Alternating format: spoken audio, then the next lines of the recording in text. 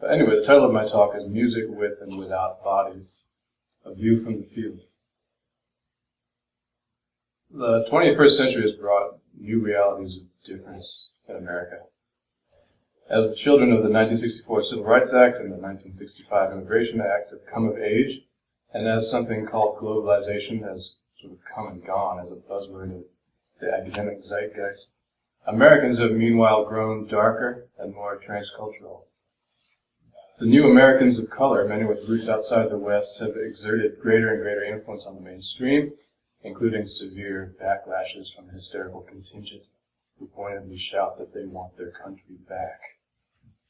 Music departments in the U.S. have often been slow to take note of these, or any, developments in the culture that surrounds them. The occasional ethno courses on Bollywood or K-pop have done little to decenter the tenacious hold of European modernism in music academia. But two trends have initiated this shift right under our noses. For one, mass retirements of those composers and theorists who held on to those Eurocentric values and carefully policed their hierarchies of knowledge. And on the other hand, the arrival over the past couple of decades of seasoned artists from the jazz and creative music communities into these corridors of academia, many into so-called jazz studies programs. Meanwhile, computer music communities in academia have found themselves sort of caught between these two trends. You could emblemize the difference as big versus small, IRCOM versus SynMet, composers versus improvisers, Europe versus America, sound design versus interactivity, white versus black, I don't know, Spock versus Kirk, I don't know. The big resource sound synthesis projects proceeded primarily in dialogue with European modernism, while of course the most prominent innovations in small systems electronic music in America have again emerged right under our noses, from hip-hop, electronic dance music, basically African-American music. These differences can be quite stark, as academic computer music centers persistently fail to hire or cultivate relationships with musicians or composers of color, and so students of color in turn tend to shy away from these environments, and an atmosphere of alienation perpetuates. Somehow American students come to believe that computer music, and by extension everything that goes on in these college music departments, is not germane to their lives, even though their iPods are filled with terabytes of examples of cutting-edge electronic music, and half of them are producing it themselves. And please understand that this is not merely a diversity problem, because as America changes color and as American culture evolves to reflect it, this is increasingly an American problem. It's an ongoing challenge for music departments to achieve a sense of relevance and connection to students in 2013, half a century after civil rights and immigration reform started to change the face of campus culture.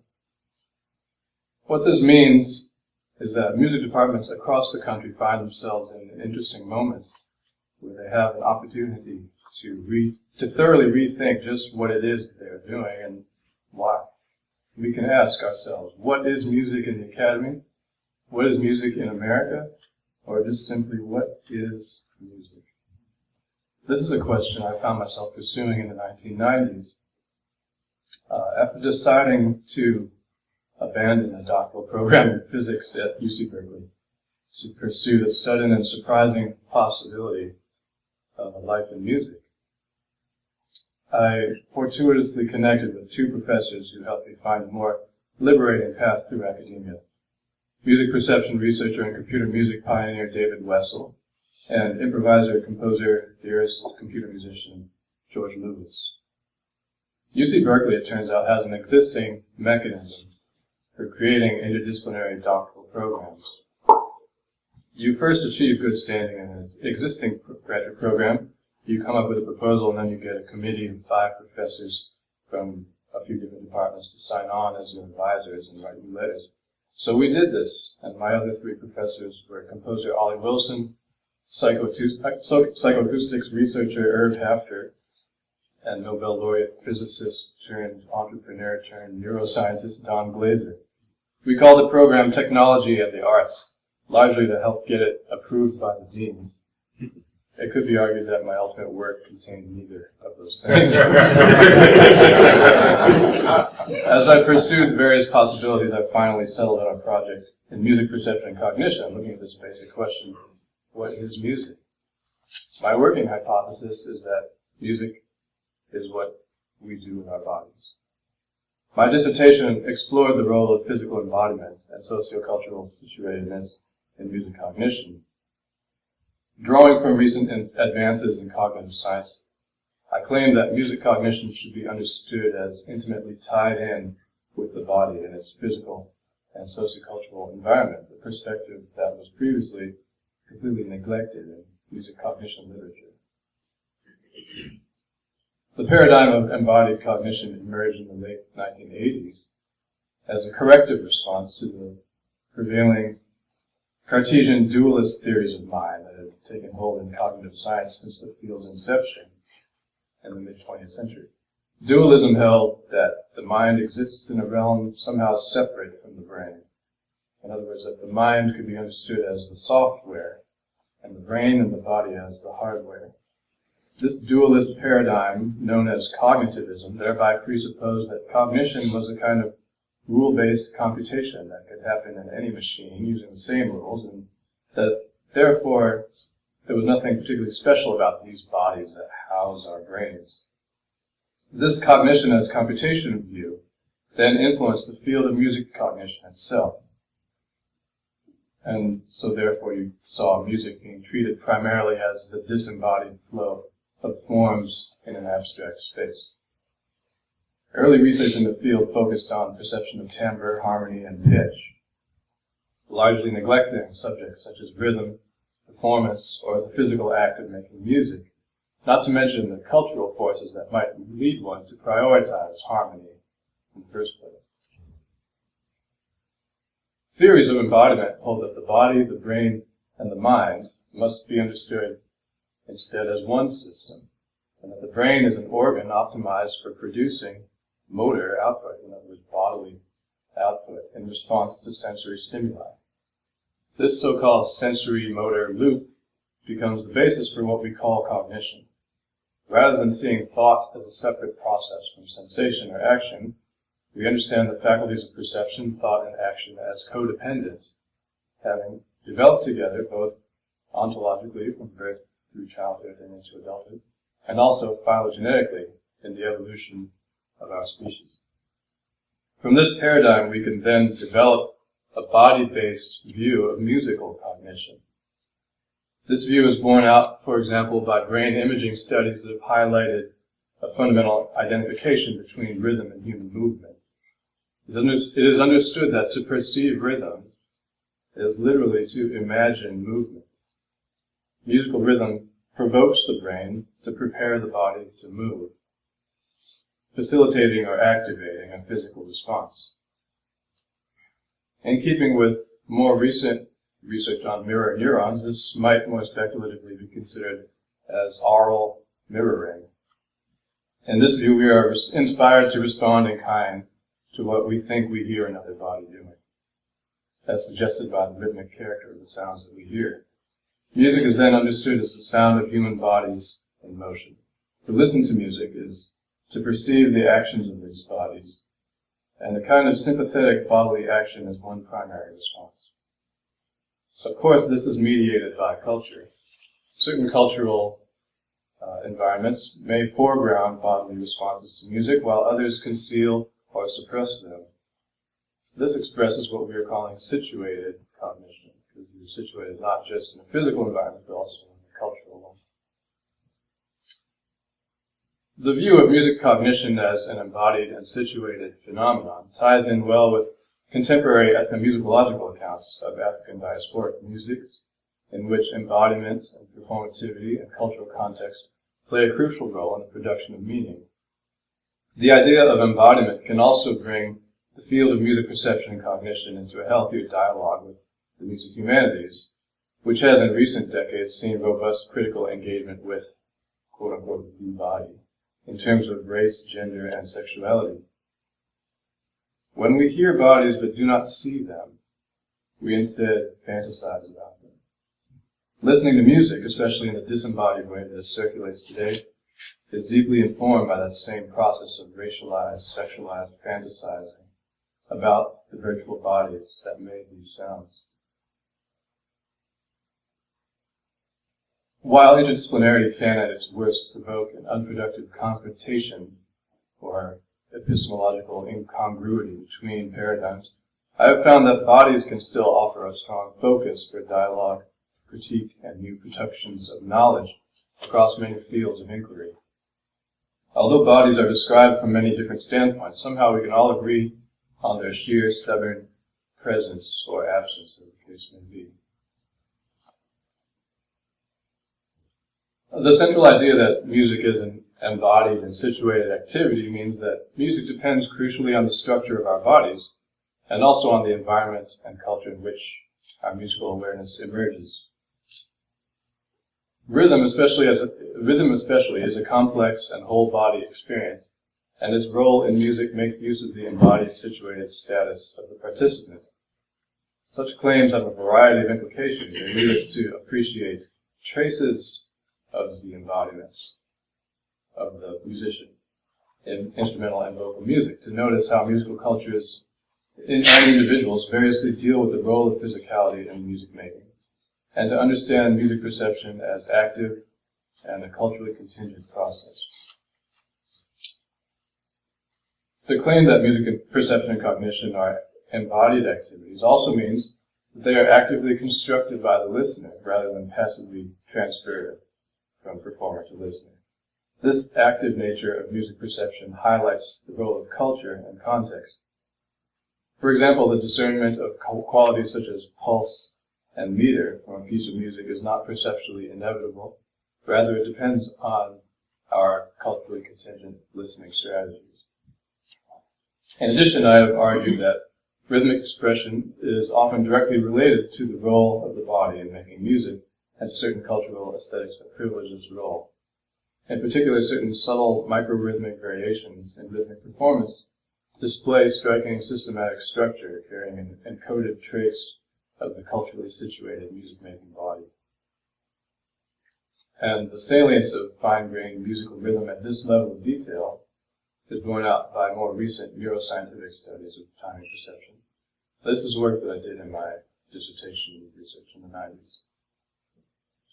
Basically the study of what I call micro-timing, looking at how what have been called deviations from strict metricality in performance actually contain structure.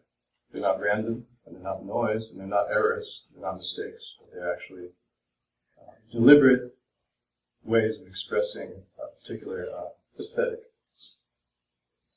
And those deviations, as they're called, bear traces of the music-making body.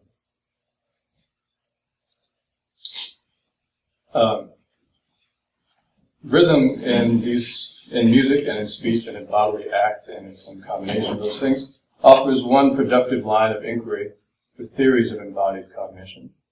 Another such category is improvisation. Rhythm and improvisation are not exclusive categories in this regard, but two overlapping fields of behavior, both treating time as a central parameter.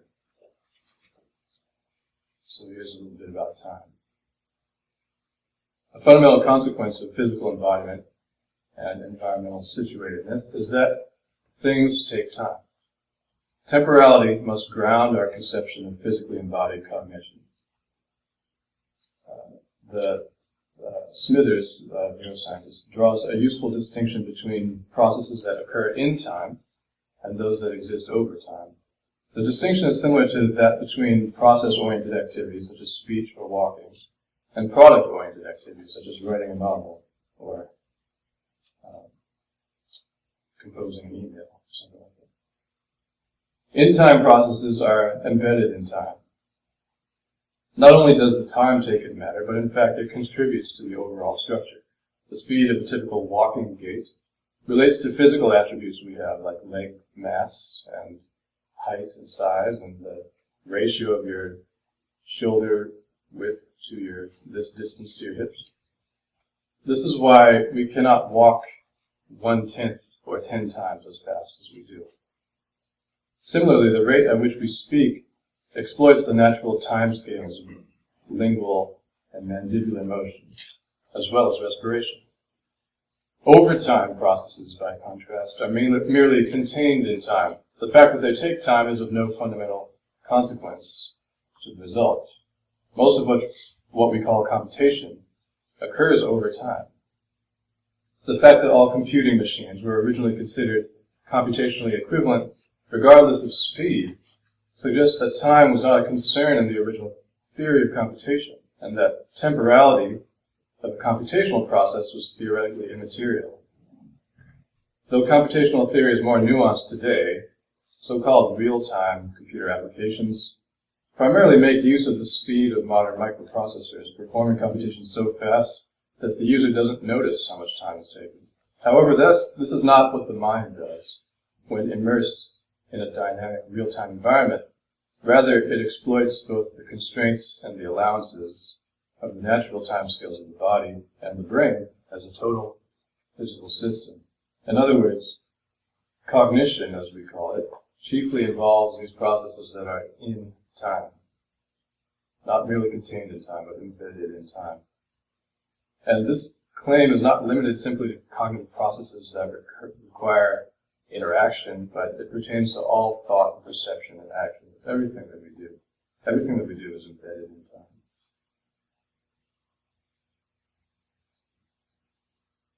So this leads us to a slightly, well, this tells us something about music.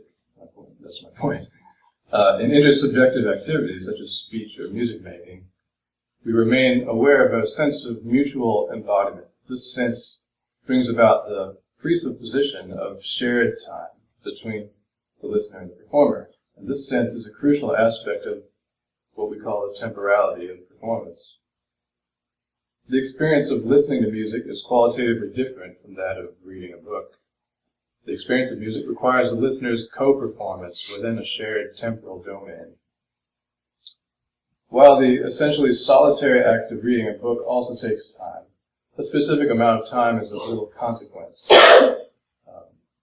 And we can talk about literary notions of co-performance, like Roland Barthes' idea of writerly texts, but these do not fundamentally incorporate the temporality of experience. So the notion of musical co-performance is made literal in musical contexts, primarily meant for dance. The participatory act of marking time with our bodies, with rhythmic bodily activity, physicalizes the sense of shared time and could be viewed as embodied listening. The performance situation itself might be understood as a context framing device. In his study of music of a certain community in South Africa, ethnomusicologist John Blackie wrote, Venda music is distinguished from non-music by the creation of a special world of time. The chief function of music is to involve people in shared experiences within the framework of their cultural experience. There is no doubt that this is true to some degree in all musical performance. Listening to music elicits a kind of empathy for one another, for the people engaged in musical acts and those close to them. And this led me to think about this new science of empathy. A flurry of recent findings in neuroscience have suggested a neural basis for empathy that seems to reinforce this view about this sense of shared time in music. The body of research on so-called mirror neurons promotes the idea of action understanding, a kind of empathy at the neural level in which the perception of certain familiar actions in another body can trigger the activation of similar motor programs in the observer's brain. You've probably seen this very famous photograph, or a pair of photographs, of a scientist holding a baby monkey. Have you seen this? And the scientist sticks out his tongue, and in the next photograph, the baby monkey is sticking its tongue back out at the scientist. All right, so this is what we call action understanding. That somehow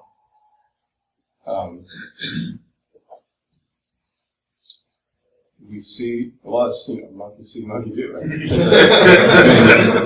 We're all monkeys. there is evidence in primates for the existence of this neural system, suggesting that there's something quite fundamental about this process. But unfortunately, we cannot allow these findings to paint too rosy a picture of universal understanding. Recent studies on mirror neurons and racial identification actually suggest that the perception of racialized difference may inhibit or constrain empathy. It was observed that test subjects, all whites from North America, displayed a greater mirror neuron type response to images of other whites than they did to non-whites. In some cases, whites displayed practically zero empathy-like mental simulation of the actions of non-whites. So the fact that science might find empathy to be instinctively possible across real species boundaries, and yet also suppress across imagined racial boundaries, suggests that there could be both innate and learned aspects to this thing called action understanding, and that it can be informed by both structural and superficial qualities visually perceived in the other. It would therefore appear that there is no such thing as clean mirroring, that there is perhaps always some distortion of this metaphorical mirror, since the problematic visual perception of racial difference can seemingly interfere with this process of action understanding. However, even more crucially for music cognition now, some recent research suggests that mirror neurons might be involved both in visual and auditory processing. Whereas early research in this mirror neuron system focused on action understanding activated through visual stimuli, subsequent work has revealed a similar mechanism at work through auditory channels. It is claimed that, this is a quote, these audio-visual mirror neurons code actions independently of whether these actions are performed, heard, or seen. So this notion that this process could occur through sound, that we may undergo some kind of empathetic action understanding when we merely hear someone do something without seeing them do it. That offers some quite radical implications for how we listen to music. And especially what happens when we hear music without seeing, when we hear music without bodies. This offers a very tantalizing reading of the history of recorded music, as bound up as it is with race in 20th century American history. Is it possible that music heard and not seen, which of course was scarcely possible before the advent of recorded music, might have overridden the visual, racialized, culturally imposed constraints on empathy? Could the essential humanity of African Americans be newly revealed for white American listeners in the 20th century through the disembodied circulation of race records by activating in these listeners a neural understanding of the actions of African American performers? Could a new kind of cross-racial empathy, or at least a new quasi-utopic racial imaginary, have been inaugurated through the introduction of recorded sound? As this line of inquiry suggests, this very idea that disembodied human sound, or music without bodies, can elicit in the listener a mirroring or empathetic understanding of the imagined movements of an imagined other. This whole idea carries a disruptive potential to restructure our knowledge of what music is, and why it exists, and how it works, and what it's for.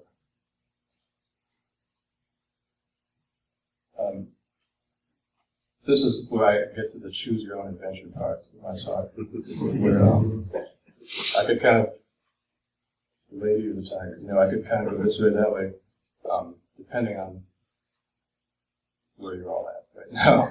So maybe I could see if there are first questions based on what I've said already.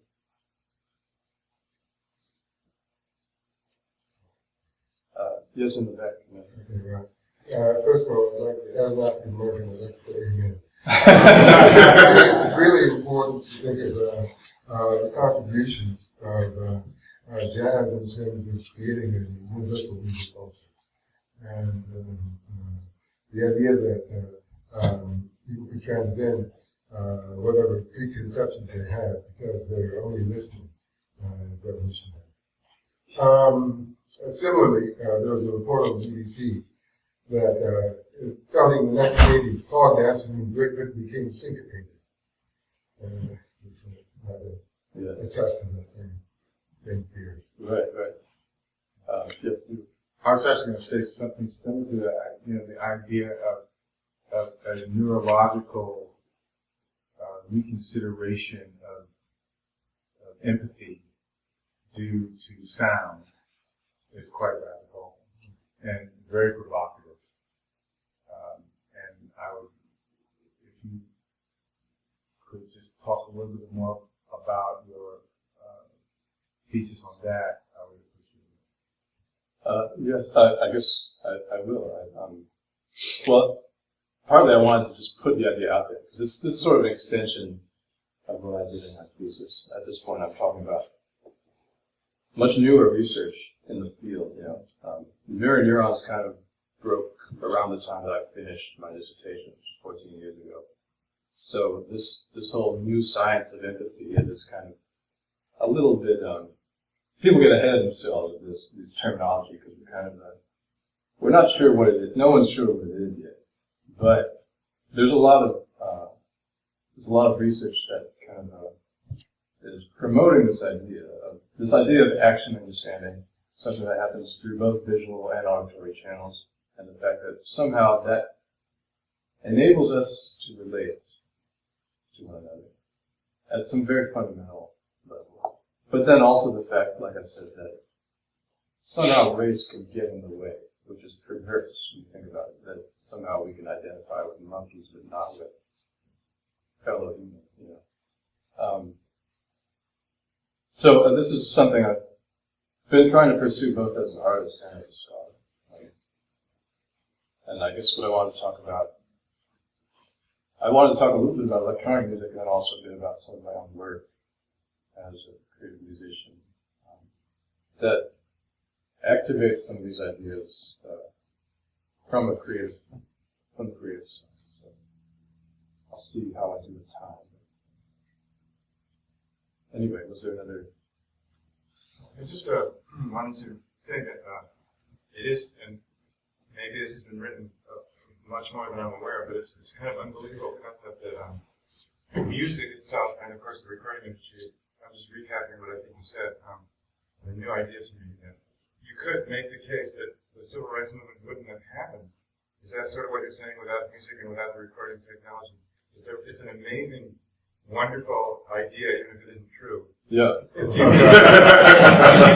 Not only is it not true, it's not provable. I guess what I'm saying is I love the idea, and I'm wondering how, is it more than just a wonderful, I guess we could never prove such a thing, but is in the literature that I'm not aware of, that you probably are, is this a sort of, ongoing concept, or is this something that you thought of? Or? Well, I'll put it this way.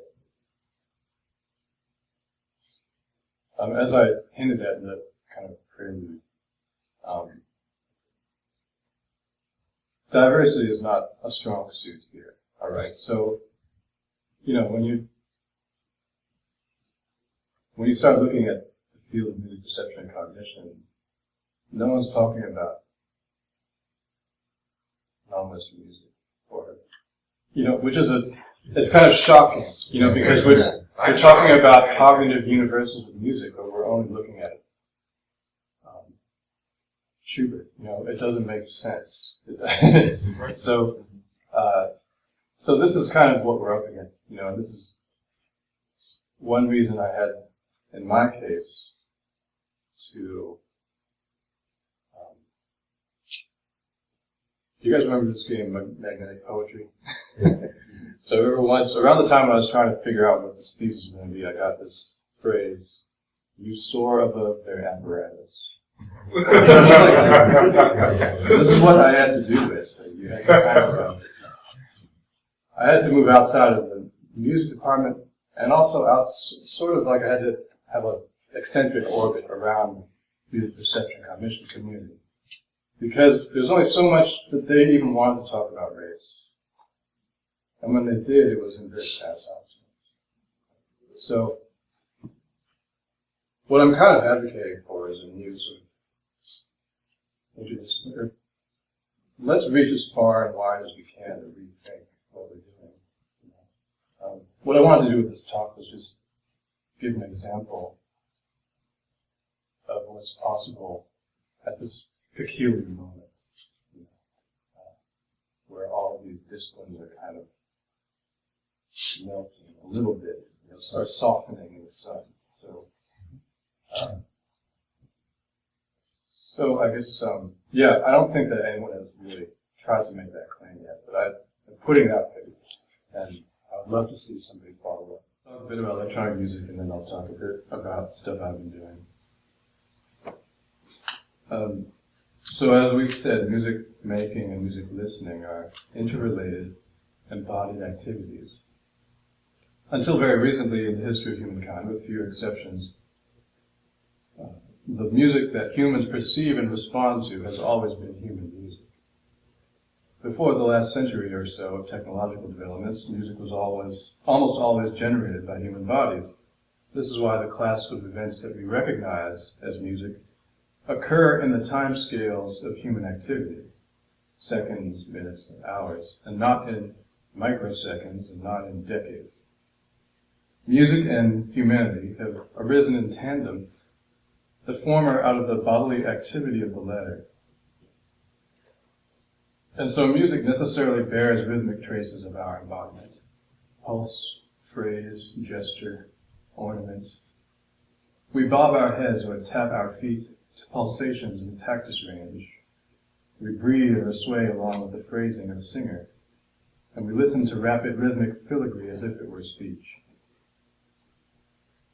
More than a century after the invention of recording technology, we have become accustomed to recorded, disembodied, and electronically generated music.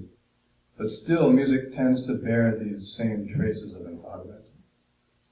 Pulse-heavy electronic dance music often makes sonic references to the stomping of feet and to the sexually suggestive slapping of skin. It is indeed rather telling that today the most widespread uses of electronic music are in contexts meant for dance. The least humanly embodied music is ironically that which is most dependent on our physical engagement with it. It has emerged in recent decades as a cheaper alternative to human music making. One can recreate the pulsating texture of dance music without the training, physical exertion, or athletic prowess previously required to do so.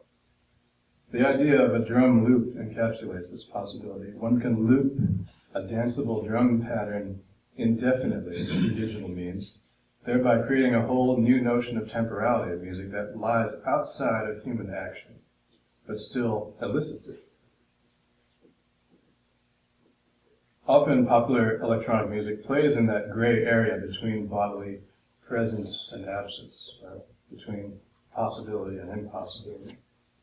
Much of the electronic of the 1990s, such as Square Pusher, displayed this playful ambiguity. A sampled beat that is a brief recording of a human drummer is sliced into small temporal units, and I actually found an example here.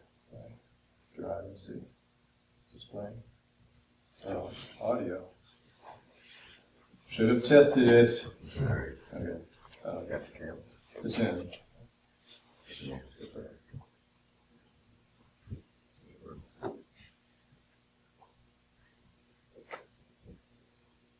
Fine.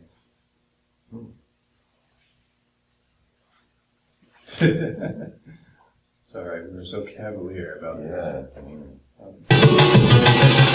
Here we go. I'll start it over.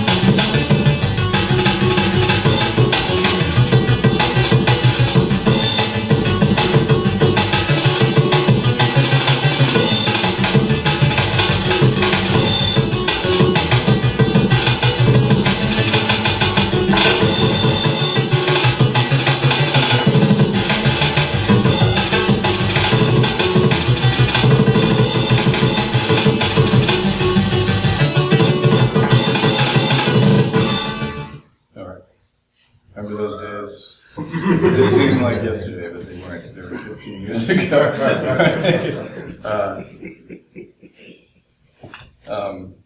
So you see what's happening. A sampled beat, basically a sample of a human drummer, is sliced into small temporal units. Those units are played back in rearranged orders, sped up, slowed down, multiply triggered, and otherwise manipulated electronically. Because the original sampled recording bears the micro-rhythmic traces of embodiment. The result sounds something like a human drummer improvising, with often amusing flourishes and metric ambiguity, momentarily regular, almost human-sounding pseudo-drumming, which evolves into inhumanly rapid sequences of rhythmic attacks, fast enough to resemble digital noise. Such electronic manipulation of familiar musical sounds serves to problematize the listener's image of a human drummer, or fantasy, I should say, of a human drummer. These manipulations are typically carried out of time, in the studio, in a fashion similar to composition, but the object of these manipulations is a human performance that took place in time. Hence, this approach is able to alternately engage and confound our sense of embodied empathy, constructing and deconstructing our mental image or fantasy of the person behind the sound.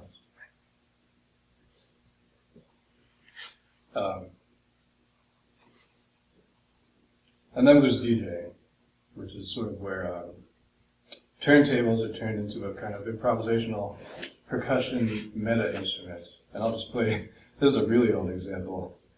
I think it's from like 88.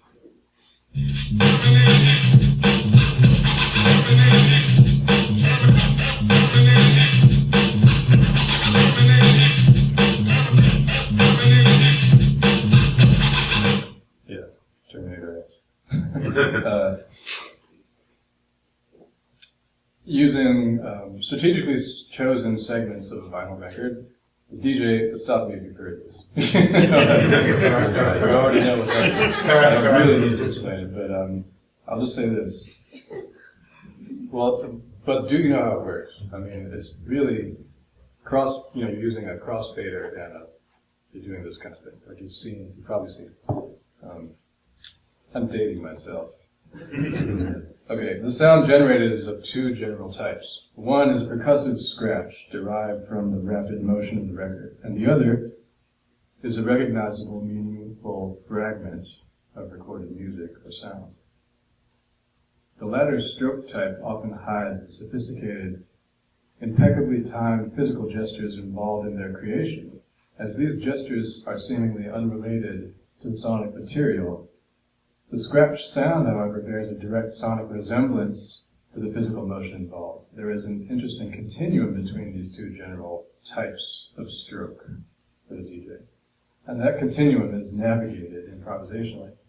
A fragment of recorded sound can be manipulated percussively in real time in a manner that temporarily overrides its referential content, causing it to refer instead to the physical materiality of the vinyl record, and more importantly, to the in-time embodiment, dexterity, and skill of its manipulator. These twin art forms create a sustained interruption of the transparency of perception. The listener experiences the disruption or breakage of the physical act of performance. As recorded fragments of human musical acts undergo ironic, physically impossible manipulations, the root manus, meaning hand, revealing the counter-embodiment of the manipulator. This is the subtext of the term breakbeat, or the term broken beat, or these kinds of things. The perceptual experience of this music consists of the recognition of the act of breaking music with the hands, the metamusical sound of broken music, of hands breaking the body's beats, of the one body taking action upon the sonorous actions of another.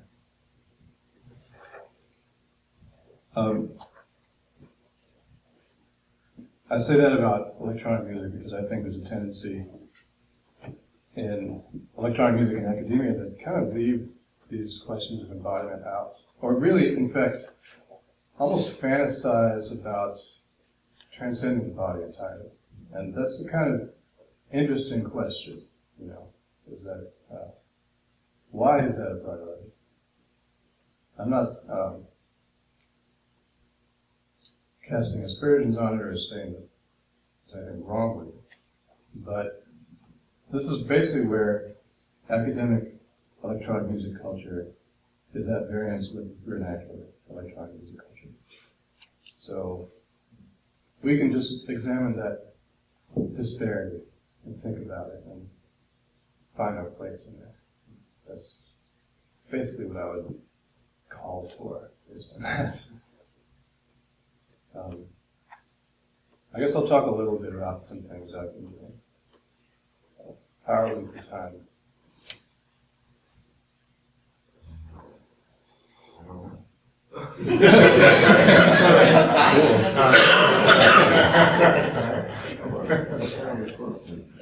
Where's Chris? Theoretically, it was going to end at 10:15, but we started a good 15 minutes late. Yeah. So Okay. 10:30ish. All right. 20 minutes. Yeah. I guess I'll talk a little bit about my trio. Because this is I have a stealth agenda with my trio, which is, I didn't expect it to achieve the kind of centrality in the field that it has. It really has been about 4 years of surprise for me to see that happen. But there was something I wanted to investigate with this whole project, and so I guess I'll talk a little bit about my secret agenda. I'm going to spill the beans here. My current piano trio project has, in 2 commercially released albums and dozens of performances since 2009, advanced certain perspectives on ideas and embodiment. The liner notes to our 2009 disc, Historicity, began with this quote from Gramsci. Quote, "The starting point of critical elaboration is a consciousness of what one really is, and is knowing thyself as a product of the historical process to date which has deposited in you an infinity of traces without leaving an inventory." End quote. So this became a point of departure for this album's investigation of traces of the past in our music-making bodies, and particularly how specific gestures and sonorous actions can implicate, invoke, or reactivate other histories, revealing connections across communities and undoing or complicating existing racialized fantasies about gesture, style, or idiom.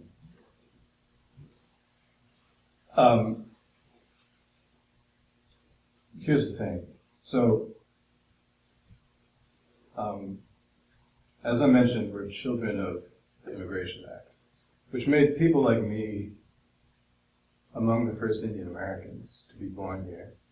And then when I found out that I could be an artist, that somehow the world would let me do this, that reality was kind of the frame through which all of this happened. So, time and again, my work would be perceived in those terms, which I didn't refute or reject. It was very important to me, it still is. But I also wanted to see if I could, in making a recording, a document, music without bodies, could I undo some of these racial imaginaries about Indianness? See, the way Indianness has worked in the last, in my whole lifetime in America, it's mainly been,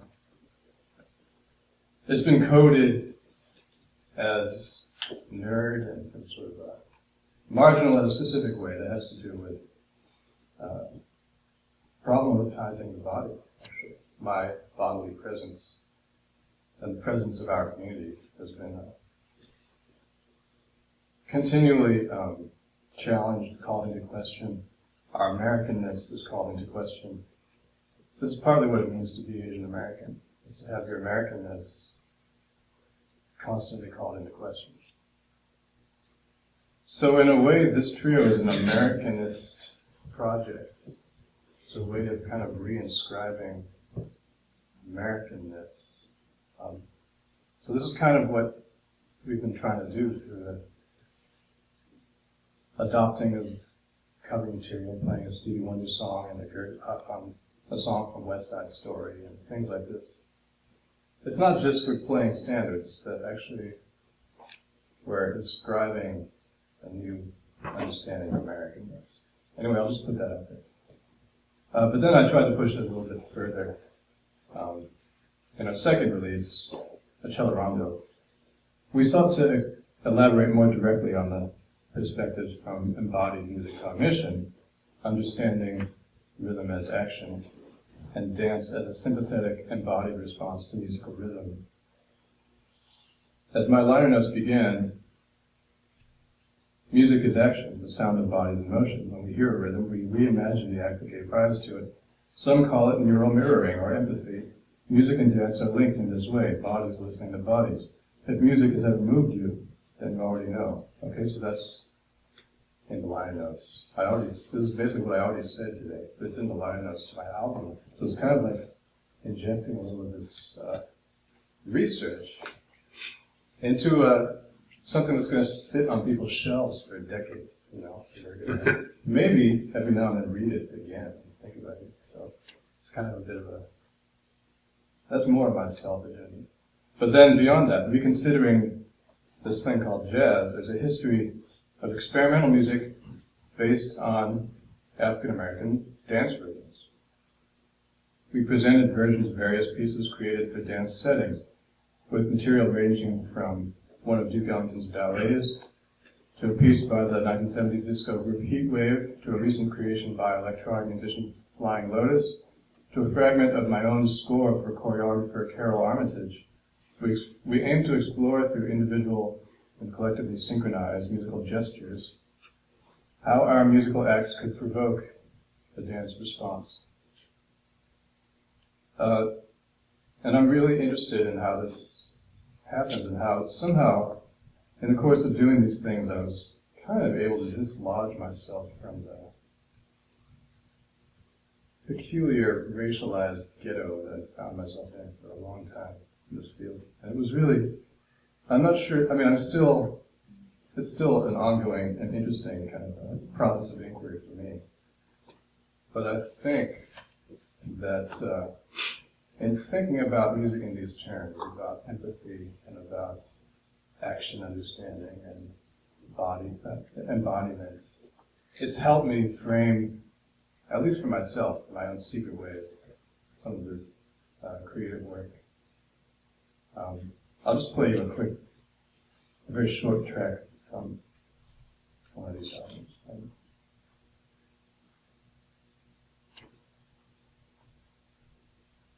This is actually the title track from Accelerando. And this was written for a dance company. And it's characterized by a constantly linearly increasing tempo. Okay, so from measures 1 through 4, tempo goes from 100 BPM to 400 BPM. And then when you get to the end of measure 4, you just resize the beat so that the old whole note becomes a new quarter note. Okay, so you're back where you started. It's like an Escher staircase or something. Tempo. But we're playing. And they danced to it. And it was really quite remarkable to be on stage with them and have them land on our downbeats, which were they're literally irrational. If you measure these numbers, you have to take a square root of something to figure out how long it is, you know. It's literally an irrational number. But they could move, you can move to it. And you can synchronize action to it. Beautiful.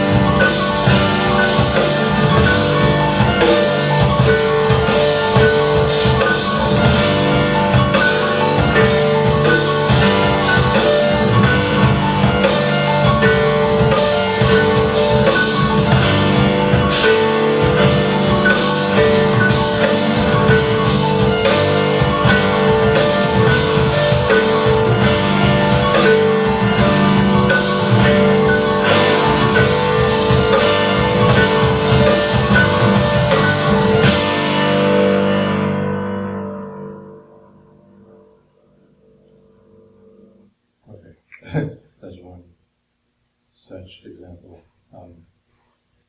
And that's some of the music we do is basically through compose, and that's one example of that. I'm going to, now just, the last thing I'm going to talk about is Holding It Down, which Mike referred to. Professor Denson, sorry, referred to. We knew each other before we ever thought either of us would become professors. Okay, a parallel project that has unfolded in the last 3 years in collaboration with poet-performer Mike Ladd completes a decade-long trilogy of works created under the shadows of the U.S.'s wars in Iraq and Afghanistan. Our previous works, 2003's In What Language, which was a series of micro-narratives of people of color in international airports, and 2006's Still Life of Commentator, which was a satirical look at 24-hour news culture during wartime. Both of these offered various domestic glosses on the global war on terror, experienced from a distance and largely repressed or concealed except for people of color whose corporeal traits in an atmosphere of paranoia and surveillance placed them again on the frontiers of Americanness. The final work in this trilogy, Holding It Down, the Veterans' Dreams Project, which premiered last September, is built around the real perspectives of veterans, those stubborn bodily reminders of those wars that are still, after more than a decade, mostly unseen, unexamined, and marginalized in the national conversation. Our choice was to work with soldiers of color, a complicating and fraught presence in America's heavily racialized, imperialism-inflected wars, and a disproportionate presence in the armed forces to begin with. We chose not to just interview these veterans of color, but also to co-create, co-develop, and co-perform the work with them. In the piece you hear veterans talking about their dreams in their own words, some improvised, some rendered as poetry or lyric, and dialogue with other voices and with music performed by an electro-acoustic ensemble. Some points of reference for this work include Bill T. Jones's Still Here, which confronted audience with the bodily presence of diseased, disabled, and dying people, and Anna DeVere Smith's Twilight Los Angeles, a so-called documentary performance drawn from interviews around the 1992 LA riots. For us, the involvement of veterans at the center of the work offered a transformative experience. Their reality erupts into the work, so that it is no longer art about war and its participants, but something else that is somehow more directly implicated in and entwined with the experience and the aftermath of war itself. It is a deliberate effort to, as Arlene Cross controversially put it in her infamous non-review of Bill T. Jones's piece, discuss the undiscussable.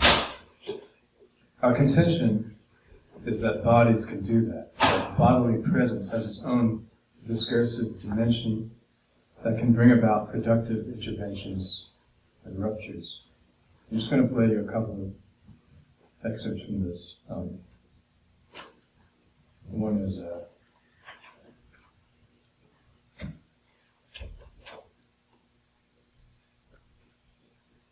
new iTunes is weird. Sorry.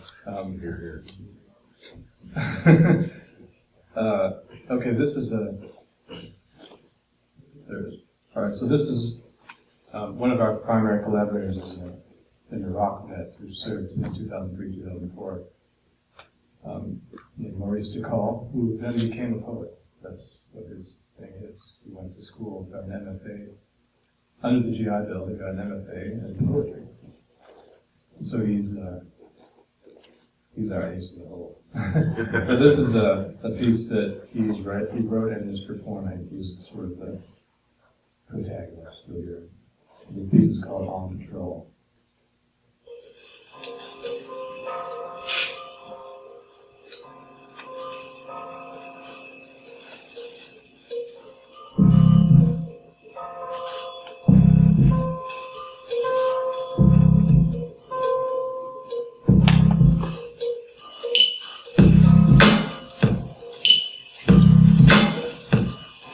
Wake up, look down, left boot dog tag. Make sure it's there, jiggling around the neck. Black salmons wrapped in black mat, electrical tape to help ID the remnants.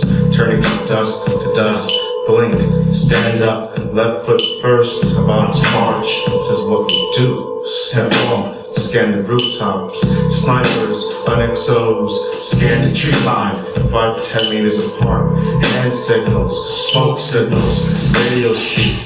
Out in the open, turn the corner, breathe the aromatic scent of shit bacon, ground, fermenting of beer, Harris Island, sandbars, DIs, primary marksmanship instructors. Rattle, crackle, rat-a-tat-tat, kaboom, swish, ting, click, thud. Rattle, crackle, rat-a-tat-tat, kaboom, swish, ting, click, thud.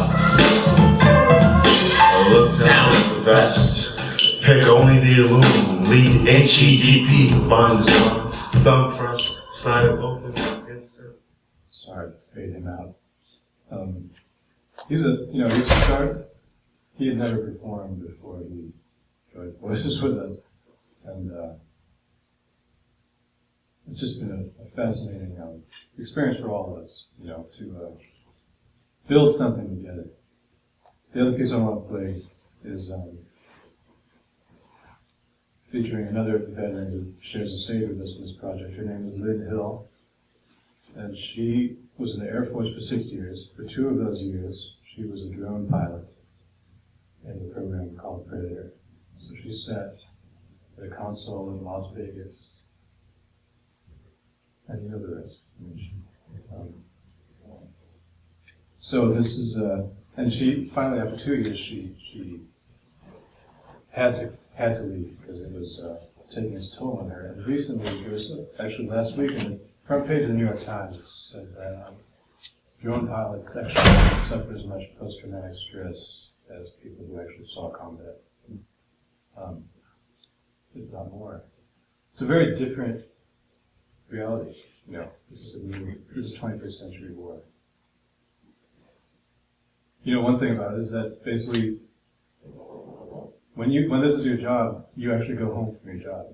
So, or you go on breaks, you go to Starbucks and stand in line after dropping bombs on people, or after witnessing carnage.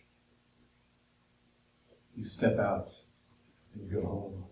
So this is her talking about that. It starts out as her performing her own poem, and then you hear Mike interviewing her, and this is basically a one-take, real-time document of her perspective. I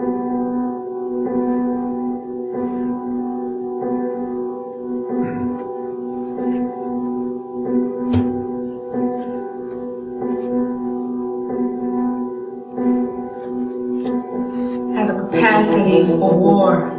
I have a capacity for hate. I have a capacity for insanity, for anger, for lies. 525,600 minutes times 2 before I break into an explosion of thoughts and insurgents, self-kills, and career moves. Capacity for destruction, capacity for loss, a capacity for death, violence, nothingness. 24 months of pain and disgust. Actions of my hands accuse me, guilty, charged, unclear details and shaky intel. Still, I pulled the trigger.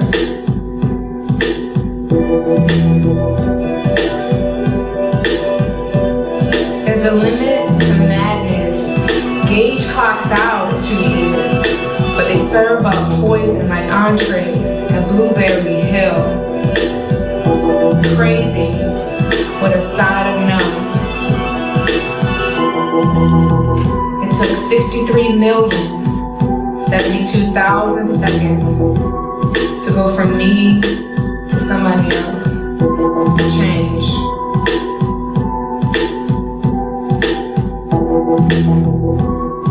Every day when you left Predator, what was the first thing you would do? And what would you think about before you went to bed that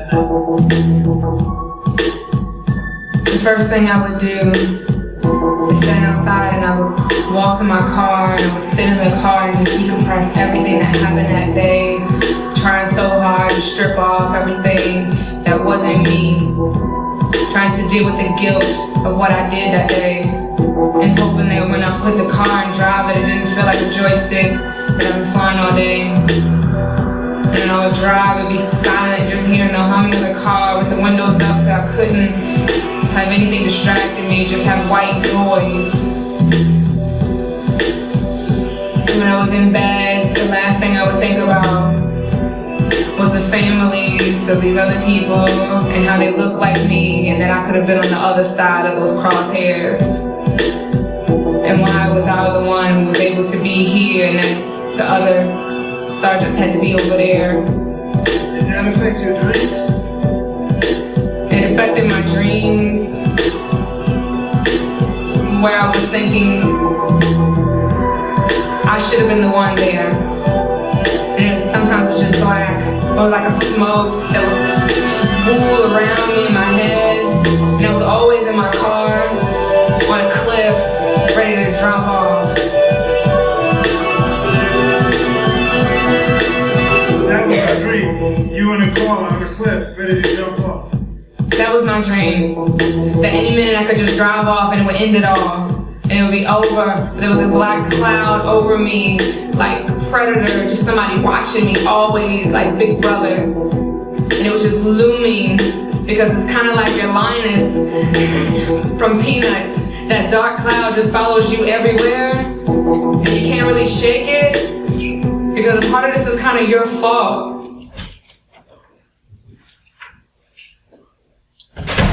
When we made that, after she said all that, we asked her, "You really want this on the record?" And that you had dreams of driving off a cliff and ending it all and all this. She said, "Yes, people need to hear this." And for me, probably the greatest validating, the most validating response that we had about this work was from her. She told us that after participating in the project and performatively retelling her dreams, she stopped having nightmares and was able to transition out of therapy and is now a mother. She just had a baby. So that's another outcome that's possible in this process, you know. Anyway, I think I'll stop there. I'm out of time. I'm beyond out of time. But I want to thank you.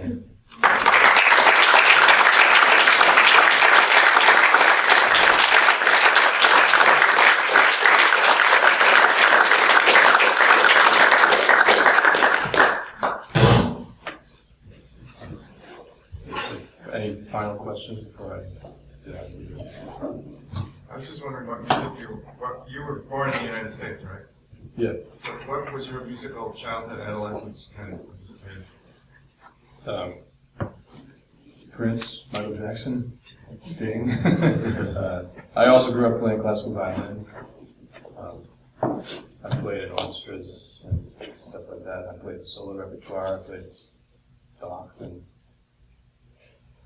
Beethoven and Bruch and Brahms and those people. And I got into jazz in high school.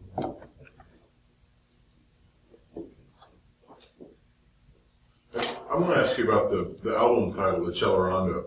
Like, as it relates to the song, I get it, but were you afraid that it would cause people to initially look at the whole record in terms of sort of Western classical music? I mean, that term really puts my brain in that space.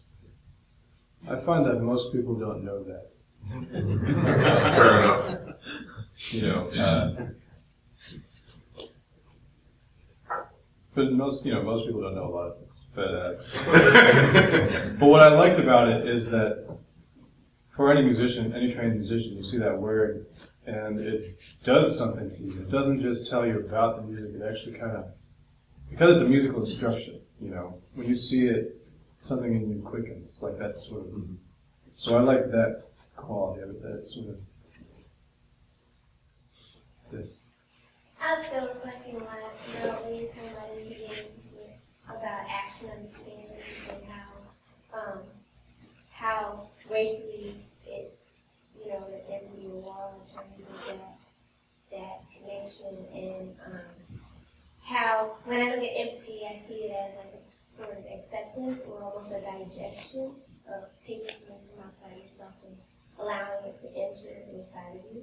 And so with that concept of sound, being able to enter or being allowed to enter through the mind, I was wondering if that can be extended, or would you, in your opinion, is that also extended through the ideas of language and gesture? In the sense that? In the sense of, it could be someone outside of you that has a completely different way of speaking and of movement, but somehow you take on the other person's actions, even though you may not be able to have been accepted of them in terms of empathy. Yeah. I mean, I think this is what theater is. I mean, at some level, it's about witnessing others in some kind of ritual action that reminds us of ourselves. And that sounds very touchy-feely when you put it that way, but when you realize that there's like a neural basis for all this, that it's actually, when I say remind us of ourselves, I mean in this fundamental bodily sense, like, it's like, literally like when you see someone pick up a coffee cup, something in your brain activates the muscles that do this, that pick up coffee cups, So it works on that kind of a pre-conscious level. And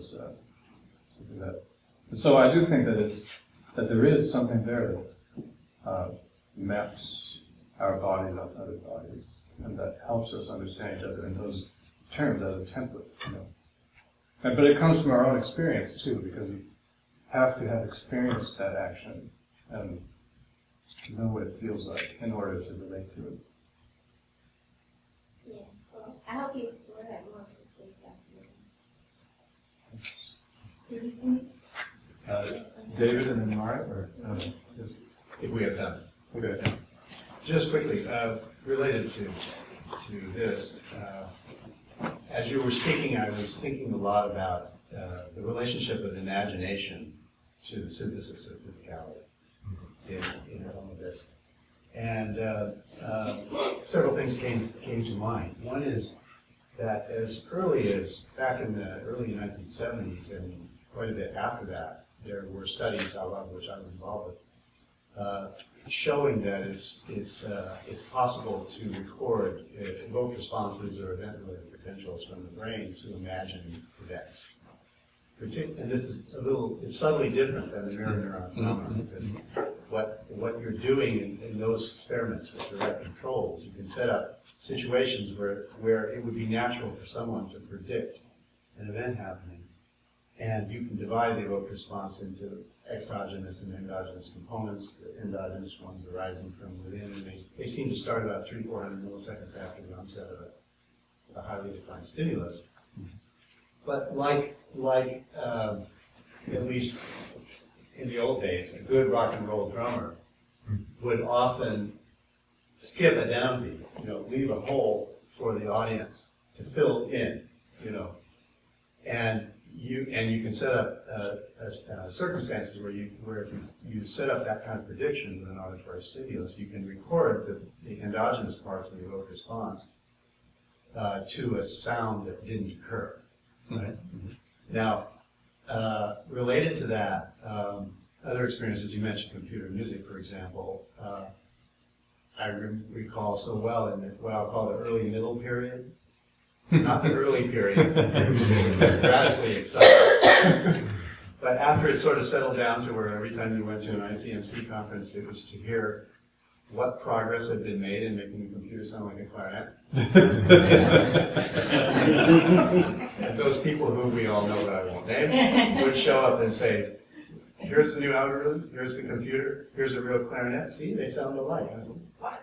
They don't sound alike at all. But yet, people were able to bring that imagination to it. Or, for example, a situation where you're in a club and what you're hearing is totally Ableton, and it's whether it's natural sound sampled, sequenced, and looped or not. There's nobody playing, but yet people go crazy for it because they're supplying the physicality. Yeah. That this ability to bring physicality through imagination to the experience can be very beautifully worked with in competition. Yes, very So I much. want you to have more thoughts on that. Oh yeah, that's basically what I was trying to say is that, so music has that capacity that, I like the term fantasy. I think it's a good term for this, because it's basically what, I mean, especially because it's so, I don't know, provocative, whatever, that, that's really what we're doing when we're listening. We're fantasizing about the bodies that did this, or about our own bodies doing this, you know. And fantasy involves notions of difference, you know. Who is that other that's doing that? That kind of, so that's where it sort of, that becomes our hook to all these other fields related to music humanities, and cultural study of these things. So we can really move very smoothly from what seems like science to what really doesn't seem like science. And I kind of like that music can be that thing that does that helps us turn our lens in really seemingly radically different directions, but we're still talking about the same thing. You know? In terms of like leaving out a downbeat, that's about expectancy that's set up by periodicities, because we're very good at tuning in periodicities that are like those of our body, like walking, or heartbeat, or breathing, these kinds of periodicities. And the way it works is that when you hear periodic rhythm, actually internally you basically regenerate it. There's some kind of oscillatory activity neurally that helps you basically regenerate. And this is experimentally verified. Paul Fess, I think was his name, who found that basically this is what we do. And you can do it by measuring errors in perception and find that actually we internally generate these periodicities to help us govern expectancy. And that's what meter is. It is a way of, it's a template for perceiving. It's sort of a set of expectations for when events will occur. So, yeah. Right. Relating to what you said about empathy, science of empathy, that you said about why do you want to do empathy? Well, this is one paper that yeah, I know. But do you know if that study was done to the adults or the children? It was adults, right? It was adults. Do you, I mean, you know, we're in New York City, right. Interracial marriage and children, and do you have any hope? Or, I see my kids playing with blacks and mediums, and they don't think anything of it. Yes. These are obviously learned. Yeah, of course. Yeah. So do you have any hopes of the future that this is just a learning thing? And well, the fact that it's learned doesn't mean it's not significant. Yeah, of because course. it's pretty hard to escape yes. culture. But to know that this is something that we learn, and that it, but basically that works both ways. That on one hand, monkeys can relate to us, right?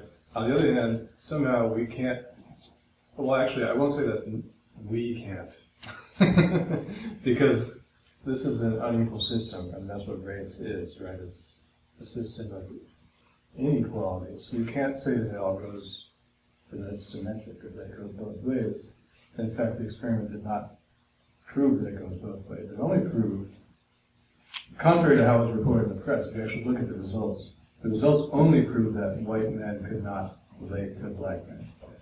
That's really what was demonstrated in those results. So that's, and when I say relate, I mean neurally empathize, whatever that, I mean, empathy starts to be this metaphorical, like, it's an uneasy fit, because empathy means so much to us. But when we're just talking about what our neurons are doing, it's a bit of a, maybe it's a misnomer or kind of exaggeration or wishful nomenclature for what's really going on. But the fact that at some level, we can look at the body of a fellow human, and because of learned racial difference, we can really imagine that they're not a fellow human. I mean, that's kind of incredible. Don't you think that also has something to do with geography and environment? Yes, and in fact, the study was done in Canada, so I don't know what that says. She probably says something. Anyway, I should probably see, yes. But neurons can also change as far as I can tell. Yeah. If you look at the work that Dalai Lama is doing with neuroscientists, Yeah. it's rather encouraging. It just might take a little time, but Yes, I mean, all these studies of neuroplasticity, Right, Ramachandra, you know, people who have phantom limbs Yeah, and so unlearn I phantom don't limbs. think it's as There's a lot that fixed as, we're able to unlearn. Absolutely. Yes, And that's furthermore, we can apparently recompose the brain chemicals through, practices of serious meditations and so on. So, it's not as bad. Oh, no. Like I said, fantasy is very, the word fantasy is very subjective. The fact that this is how we listen and how we see one another through this process of fantasizing is kind of great, actually. It's so empowering when you think about it. So, anyway, I'll leave you with that. Thank you all.